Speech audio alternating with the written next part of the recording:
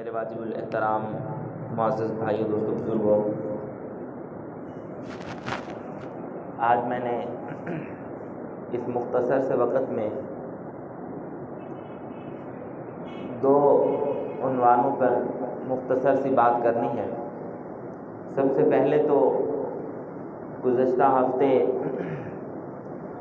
جو پارلیمنٹ میں کچھ ترامیم ہوئی ہیں، 26ویں ترمیم ہوئی ہے، اس میں سود کے متعلق قانون بنایا گیا ہے، جبکہ یہ پہلے بھی قانون میں تھی لیکن اس پہ عمل درآمد تو اب تک بھی نہیں ہے، پہلے بھی نہیں تھا، لیکن تاریخ متعین نہیں تھی، جس کی وجہ سے جب بھی بات ہوتی اس موضوع پر تو کہتے آج نہیں کل، آج نہیں کل، آج نہیں کل کر کے لمبا ہوتا گیا۔ اور وہ سود کے متعلق قانون ہے کہ 2028 تک اس ملک سے سود کا خاتمہ کیا جائے گا، ایک وقت متعین کیا گیا ہے۔ اور ایک اسلامی ملک میں ایک ایسا اجتماعی گناہ تھا یہ سود، کہ جس میں حکمران طبقے کے ساتھ ساتھ عوام بھی اس جرم میں مبتلا ہے، اور یہ اتنا بڑا جرم ہے کہ قرآن اور حدیث میں اس کے علاوہ شاید ہی کوئی اور عمل ہو جس پر اللہ تعالیٰ نے فرمایا ہو کہ اگر تم نے یہ کام کیا تو پھر تمہاری لڑائی، پھر ہماری طرف سے اعلان جنگ۔ صرف قرآن مقدس کے اندر سود کے متعلق ہی اللہ تعالیٰ نے فرمایا فَإِن لَمْ تَفْعَلُوا، اگر تم سودی کام سے باز نہیں آتے فَأْذَنُوا بِحَرْبٍ مِّنَ اللَّهِ وَرَسُولِهِ، پھر اللہ اور اس کے رسول کے ساتھ تمہاری جنگ ہے۔ بلکہ علماء نے لکھا ہے کہ یہ سودی شخص جب کل قیامت کے دن اللہ کے حضور جائے گا، اللہ فرمائیں گے لے پکڑ تلوار اور کر جنگ میرے ساتھ، اگر تیرے اندر جرت ہے تو، میں نے منع کیا تھا تم باز کیوں نہیں آیا۔ اور سود اس کو منع کرنے میں جب اللہ کی طرف سے حکم آ گیا تو عقلی دلائل کی ہمیں ضرورت ہی نہیں ہے، اس کے پیچھے ان کی وجوہات کو معلوم کرنے کی ضرورت ہی نہیں، لیکن اگر عقلی طور پر سوچا جائے تو سودی کاروبار، سودی نظام، یہ سب ہماری جڑوں کو کھوکھلا کرنے والے ہیں۔ ہم جیسے سنتے ہیں کہ ہمارا پیدا ہونے والا بچہ بھی مقروض پیدا ہو رہا ہے، اس کا کیا قصور ہے بھائی؟ وجہ یہ ہے کہ نظام ایسا بنایا گیا ہے کہ جس کی وجہ سے ایک تو ہم ملکی طور پر بحرانوں کا شکار ہو رہے ہیں، کمزور سے کمزور تر ہو رہے ہیں، کیونکہ اللہ تعالیٰ کی طرف سے اعلان جنگ ہے، کبھی ہم ہرے بھرے نہیں ہو سکتے۔ دوسری طرف یہ قرضہ اتنا بڑھتا جا رہا ہے کہ ہم غلامی کی طرف جا رہے ہیں۔ اگر دیکھا جائے تو ہم نام کے آزاد ہیں، حقیقت میں غلام ہیں، جیسے ان کی طرف سے آرڈر ہوتا ہے ہمیں ویسا کرنا پڑتا ہے۔ یہ بہت ہی اچھا اقدام تھا کہ ایک تاریخ متعین کی گئی، ملک کے ایک قانون کا حصہ بنایا گیا اس بات کو، اور جیسے قادیانیوں کے متعلق ایک آئین میں درج ہے کہ وہ کسی بھی قبیلے سے تعلق رکھتے ہوں، وہ احمدی ہوں، لاہوری ہوں، کوئی بھی گروپ ہو، وہ دائرہ اسلام سے خارج ہیں، وہ مسلمان نہیں ہو سکتے۔ قادیانی آئین میں لکھا ہوا ہے، ان کے پاس بہت کچھ ہے لیکن ہمارے پاس ثبوت ہے، آئین ہمارا ساتھ دیتا ہے، قرآن و حدیث تو ویسے ہی ساتھ دے رہا ہے، تو نتیجے میں ہم سر چڑھ کر بولتے ہیں، بات کر سکتے ہیں۔ سودی نظام میں ایسا نہیں تھا، اب ہو گیا۔ مفتی محمد تقی عثمانی شیخ الاسلام، مفتی اعظم پاکستان، انہوں نے اس جمعے کو یوم تشکر کے طور پر منانے کا حکم دیا ہے، تو اس حوالے سے مختصر سی بات ہو گئی۔ الحمدللہ، اللہ کا لاکھ لاکھ شکر ہے، ہم شکر ادا کرتے ہیں کہ اللہ تعالیٰ نے ایک قدم اٹھانے کی توفیق عطا فرمائی ہے، اور امید کرتا ہوں کہ انشاءاللہ آئندہ آنے والے دنوں میں اس کا خاتمہ ہوگا، اور یہ حقیقی قانون بن کر جیسے اللہ تعالیٰ کا قانون ہے اسی طرح ہی بنا رہے گا، اور ہم سود کی لعنت سے محفوظ ہو جائیں گے۔ اللہ ہم سب کو محفوظ فرمائے۔ دوسری بات جو آج کے دن بات کرنی ہے وہ یہ تھی کہ اس وقت ملک پاکستان کے خانقاہوں میں جب اجتماع ہو رہے ہیں اور ہمارا سب سے بڑا عالمی تبلیغی اجتماع لاہور رائمنڈ میں ہو رہا ہے، اولیاء کی خانقاہوں میں مختلف تاریخوں میں یہ اجتماعات ہو رہے ہیں۔ ہم اللہ کا لاکھ لاکھ شکر ادا کرتے ہیں کہ اللہ نے ہمیں اس وطن عزیز میں اولیاء کی وافر مقدار عطا فرمائی، جو ہماری خیر و خبر لیتے رہتے ہیں۔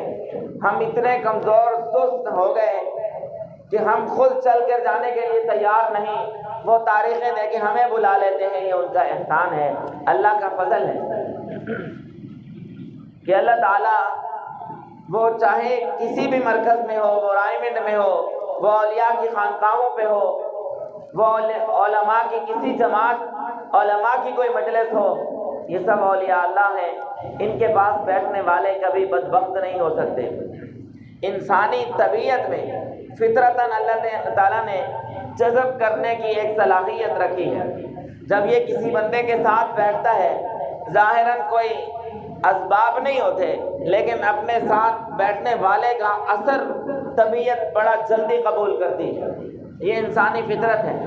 آپ دیکھ لیں کہ اگر ہم 2-4 دن کسی کاروباری شخصیت کے ساتھ بیٹھنا شروع کر دیں تو دیکھنا ہماری گفتگو میں وہی کاروباروں والی باتیں آئیں گی، تجارت کی باتیں کرنا شروع کر دیں گے۔ اگر ہم عورتوں کے پاس بیٹھنا شروع کر دیں تو پھر باتوں باتوں میں وہ عورتوں والی باتیں ہوں گی۔ ایک سنجیدہ طبیعت، سنجیدہ مزاج کا مالک کسی بیہودہ قسم کے مزاج والے کے ساتھ اگر 2-4 دن رہنا شروع کر دے تو اس کی زبان پر بھی بیہودگی کی باتیں آنا شروع ہو جاتی ہیں، وہ بھی گالیاں دینا شروع کر دیتا ہے۔ کیوں کہ یہ فطرت میں اللہ تعالیٰ نے رکھا ہے کہ یہ جو بہت جلد اثرات کو قبول کرتا ہے۔ اس لیے ہمیں اللہ تعالیٰ نے قرآن مقدس میں حکم دیا ہے کہ بہت جلد فائدہ اٹھانے کے لیے تمہیں اولیاء کی صحبت اختیار کرنی پڑے گی۔ میں ابھی حکیم محمد اختر رحمہ اللہ کا ایک بیان پڑھ رہا تھا، وہ ان کا بیان اتفاق سے کسی نرسری میں ہو رہا تھا، یعنی ایسی جگہ جہاں پودے تیار ہوتے ہیں۔ تو حضرت کی نظر پڑی ایک ایسے پودے پر جس پر قلم کاری کی گئی تھی، یعنی کوئی پھلدار پودا تھا تو کسی اور پھلدار پودے کی شاخ اس کے ساتھ پیوند کاری کی گئی تھی۔ تو حضرت نے فرمایا ایسا کیوں کرتے ہو؟ انہوں نے بتایا کہ حضرت ہم بہت جلد اس سے فائدہ اٹھانا چاہتے ہیں، اگر یہ ٹہنی ادھر لگ گئی تو اس چھوٹے قد اور مختصر وقت میں ہمیں پھل ملنا شروع ہو جائے گا، اور اگر ہم اسی کو بڑھائیں تو کافی وقت لگے گا۔ تو حضرت نے فرمایا یہ تم نے کہاں سے سیکھا؟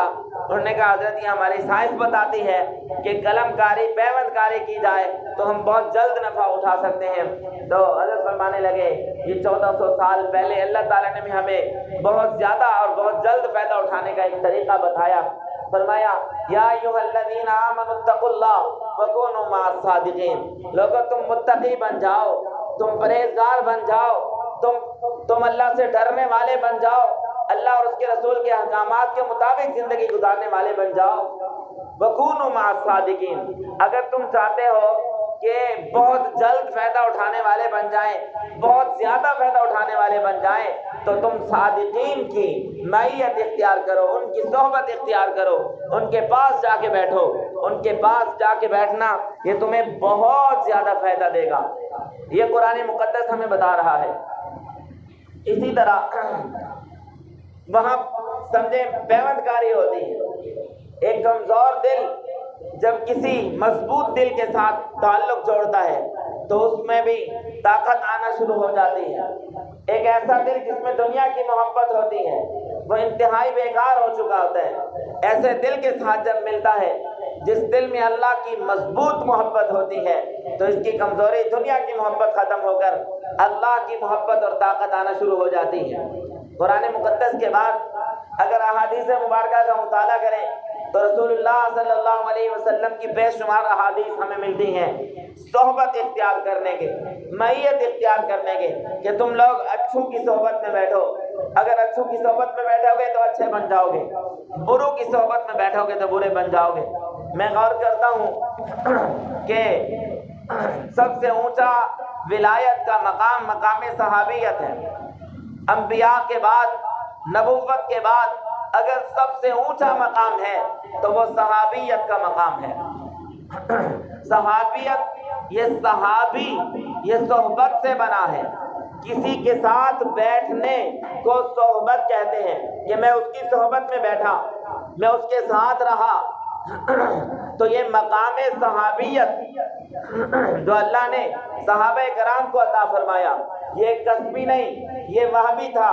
اللہ نے انتخاب فرمایا تھا کہ اپنے محبوب کی معیت کے لیے میں کس کس کو پسند کرتا ہوں، اور جس جس کو پسند کیا اس کو سب سے اونچا مقام عطا فرمایا، مقام صحابیت۔ اس لیے کوئی بندہ جتنا بڑا ولی ہو جائے، قطب، ابدال اور پتہ نہیں اس سے اونچے مقامات پہ پہنچ جائے، وہ صحابی نہیں بن سکتا۔ کیوں؟ صحابی تو رسول اللہ صلی اللہ علیہ وسلم کے قدموں میں بیٹھنے سے بنتے ہیں۔ آپ جب دنیا میں موجود تھے، ایمان کی حالت میں جو لوگ آپ کے پاس آئے، ان کی ایک سیکنڈ کی زندگی اور پوری کائنات کے سارے اولیاء کے نیکی اور تقوی کو ملایا جائے تو اس صحابی کے ایک سیکنڈ کا مقابلہ نہیں کر سکتے۔ کیوں؟ اس کو اللہ تعالیٰ نے مقام صحابیت عطا فرمایا ہے، اور مقام صحابیت کو تسبیح پڑھنے، یہ نماز پڑھنے، یہ تلوار اٹھانے سے نہیں، بلکہ رسول اللہ صلی اللہ علیہ وسلم کی معیت اختیار کرنے کی وجہ سے ملا ہے۔ آج ہم بھی اگر اپنی روحانی ترقی کر سکتے ہیں تو ہمیں نبی کے وارثوں کی صحبت میں بیٹھنا پڑے گا، اولیاء کی مجلس میں جانا پڑے گا۔ رسول اللہ صلی اللہ علیہ وسلم نے فرمایا، اچھے اور برے دوست کی مثال ایک بٹھی لوہار کی دکان اور ایک خوشبو بیچنے والے کی دکان کی مثال ہے کہ اگر آپ کسی لوہار کے پاس جاؤ گے جو لوہے کو گرم کرتا ہے، جہاں بٹھی چلی ہوتی ہے، تو پہلی بات یہ ہے کہ اس کی چنگاریاں تمہارے کپڑوں کو جلا دیں گی، اگر نہیں تو اس کا کالا دھواں تمہارے کپڑوں کو داغدار کرے گا، اگر نہیں تو کم از کم اس کی بدبو سے تم بہت زیادہ متاثر ہوگے، تم گند ہو جاؤ گے۔ اگر ہم اپنے گاؤں میں دیکھیں، ہمارے گاؤں میں سردیوں میں یہ گھروں کے اندر چولہے بنائے جاتے ہیں اور جو ہم جلاتے ہیں تو اس کا دھواں ہمارے کپڑوں میں، ہماری چادروں میں آ جاتا ہے۔ اگر وہی چادر لے کے ہم مسجد میں آئیں تو نمازی ہم سے تنگ ہوتے ہیں، یار یہ کیا دھوئیں کی بدبو لے کے آئے ہو۔ تو فرمایا کہ برا دوست، اس کی صحبت ایسے ہے جیسے دھوئیں دار شخص کے ساتھ بیٹھنا، کم از کم اور کوئی نقصان نہ ہو تمہارا تو دھواں تمہیں ضرور خراب کرے گا اور تمہارے دھوئیں کا اثر دوسروں کو بھی خراب کرے گا۔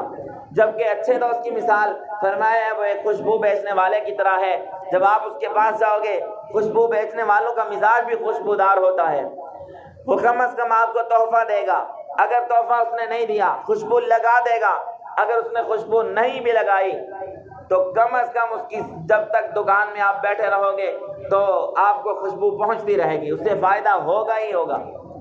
فرمایا اچھے دوست کی مثال ایسے ہی ہے، اچھا دوست تمہیں اچھائی سکھا دے گا، تمہیں اچھائی کا کوئی نہ کوئی ہدیہ تحفہ دے دے گا، تمہارے اندر کوئی نہ کوئی اچھی عادت منتقل کر دے گا۔ اگر ایسا نہ بھی ہوا تو کم از کم تم اس کی اچھائی سے ضرور متاثر ہوگے اور وہ اچھائی اوروں کو فائدہ پہنچائے گی۔ اس لیے ہمارے ہاں بھی یہ مثالیں موجود ہیں کہ خربوزہ خربوزے کو دیکھ کے رنگ پکڑتا ہے، یہ عام بات نہیں ہے، حقیقت ہے۔ اگر یہ خربوزہ خربوزے کو دیکھ کے رنگ پکڑ جاتا ہے، جو انسان جس کی طبیعت میں اللہ تعالیٰ نے کشش رکھی ہے، جس کا طبیعت میں اثر قبول کرنا رکھا ہے، تو کیا کسی اللہ والے کی صحبت میں بیٹھ کر کیا اللہ والا نہیں بنے گا؟ کیا اس کے اندر اچھائی کا فائدہ نہیں ہوگا؟ اللہ تعالیٰ نے اسی صحبت کو قائم رکھنے کے لیے 5 نمازیں مقرر فرمائی ہیں۔ تم اپنے گھروں میں بھی تو نماز پڑھ سکتے تھے، اللہ نے فرمایا نہیں، تم سارے یہاں بیٹھو گے، تم سارے اللہ والے ہو، جو میرے گھر میں آتے ہیں وہ میرے ہوتے ہیں، تو جب سارے اللہ والے اکٹھے ہوں گے تو ان کو ایک دوسرے کی صحبت کا اچھا اثر پہنچے گا۔ پھر جمعے کی نماز رکھی، کہا تم دیہاتوں کے لوگ جب اللہ کے گھر میں آؤ گے اللہ والوں کی صحبت اختیار کرو گے پورے ہفتے تک تمہارے اوپر اثر رہے گا۔ عید کے لیے بہت بڑا اجتماع رکھ دیا، فرمایا ہر مسجد میں نہیں، عیدگاہ میں نماز پڑھا کرو، سارے لوگ تم اکٹھے ہو گئے۔ پھر اللہ نے سال کے بعد حج رکھ لیا، پوری دنیا کے لوگ اکٹھے ہوں گے۔ یہ صحبت کے لیے تو رکھا ہے کہ یہ ان اولیاء کی صحبت ہوگی، تمہاری طبیعتوں پہ اثر پڑے گا۔ ہاں اسی طرح لوہا کتنا مضبوط ہوتا ہے، سیمنٹ کو توڑ دیتا ہے، مضبوط سے مضبوط چیز کو بھی توڑ دیتا ہے، لیکن جب یہ آگ کی صحبت اختیار کرتا ہے تو پھر موم بن جاتا ہے۔ جب آگ کی صحبت اختیار کرتا ہے تو اپنا رنگ بھی بدل دیتا ہے۔ اسی طرح اتنا مضبوط دل والا لوہا اگر اپنے آپ کو بدل سکتا ہے کسی کی صحبت کی وجہ سے، تو ہم جتنے بڑے گناہگار کیوں نہ ہوں، اللہ والوں کی صحبت میں بیٹھ کر ہمارے دل بدل سکتے ہیں۔ اسی طرح اگر ہم غور کریں، ایک اور حدیث مبارکہ ہے، فرمایا یہ اللہ والے، یہ نیک لوگ، یہ صادقین، یہ علماء، فرمایا یہ ہم جلساء، یہ ایسے بندے ہیں لا یشقى جلیسہم، جو ان کی صحبت میں آ کے بیٹھے گا وہ کبھی بدبخت نہیں ہو سکتا، اللہ اس کو سعید بنائے گا، سعادت مند ہوگا۔ کیوں؟ کیونکہ ان کے دل پہ اللہ کی خاص رحمتوں کا نزول ہو رہا ہوتا ہے، اور جو ان کے ساتھ بیٹھتے ہیں وہ ان سے اچھا اثر لے کے جاتے ہیں۔ واقعات تو میرے پاس بہت سارے ہیں۔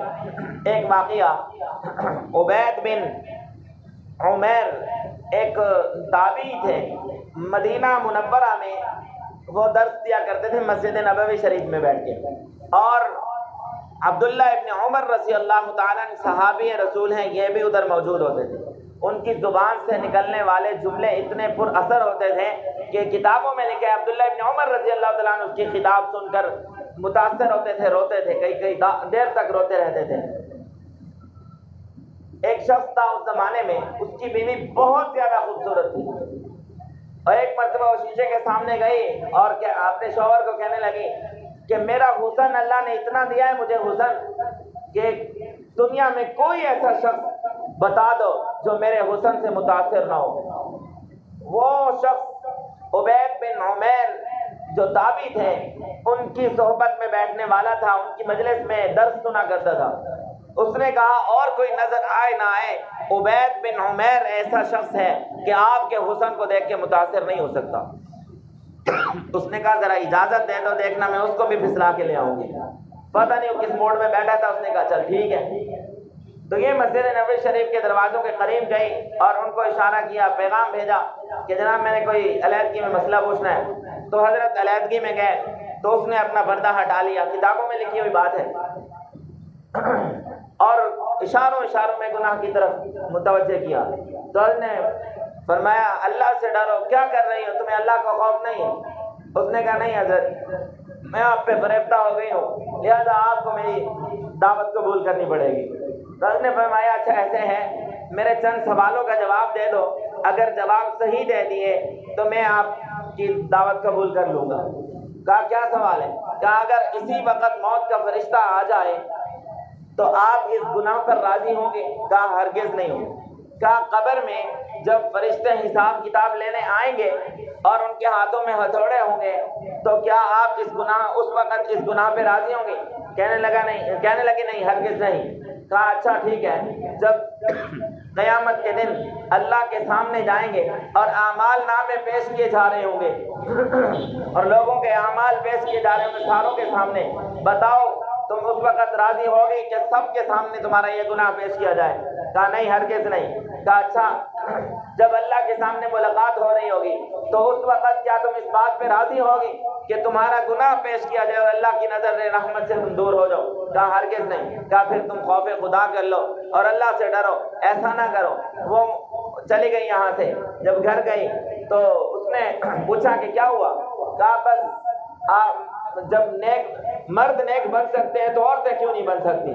تو اب وہ راتوں کو اٹھ کر روتی تھی، دعائیں کرتی تھی اور نیک اور متقی اور پرہیزگار بن گئی۔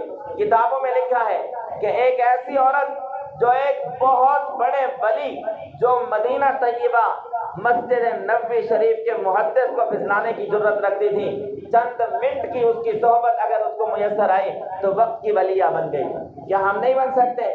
بن سکتے ہیں۔ اس لیے بڑے اجتماعات ہو رہے ہیں، ڈائمنڈ کا اجتماع ہو رہا ہے، ہمارے حضرت دامت برکاتہم العالیہ کا مہد الفقیر میں اجتماع ہو رہا ہے، اتوار والے دن دعا ہوگی۔ تمام احباب نیت کریں، اب تو شہر کے لوگ ہیں واپس بھی آ سکتے ہیں، تو جب جب موقع ملے ضرور اس اجتماع میں شرکت کریں۔ اتنا بڑا مجمع ہوتا ہے، کتنے اولیاء اللہ ہوتے ہیں، ہر بیان کے بعد دعا ہوتی ہے، شاید کوئی دعا ایسی ہو جو ہماری زندگی کو بدل دے۔ دعا ہے اللہ تعالیٰ